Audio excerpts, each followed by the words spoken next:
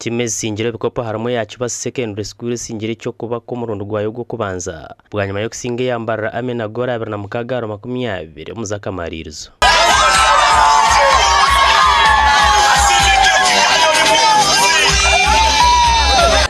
This week's sports officer of Rubirizi district.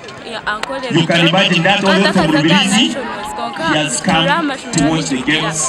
The center of handball Chizoba Girls singire yabwera Nyanji Girls na goli 18 no kutware cyabishiki rero ntare school ya Singamba High School na goli 18 mukago kwegaruze cyabojo.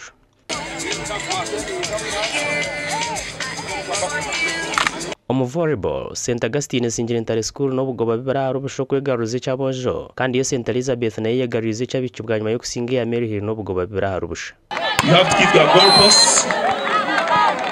Minor Seminary has just scored a point.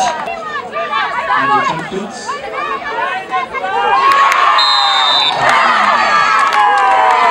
Bone konsire singirezo mpira gwe bigira habwa bica baryansi y'imyaka 16 rero yo Arnuri yasinga cyamate na goli 3 arubusho kutware cyabojo. Please try to hurry up. Yes, fine pitch is about to tera aha finals za Western Region konka timu yanje Terukubi na nabinazana nabo bagireba timu Terukubi nina masikongo twaza kwika omumpaka za nationals ku presenting Western Region bara ameneza kujwekera je Western Region. Tesimaka institution ya St. George's kugira tubase ko offering this service to the community and to the region of Ankole. Izindi za timu z'amashomerezi singire ziri mu Kitagata Secondary School singire Woodball, St. Joseph singire Chess, Mbarara High School singire Basketball yabashat hamwe n'amazina, Shema Girls singire amazina hamwe na Chess, na Mbarara Secondary School singire Rudo.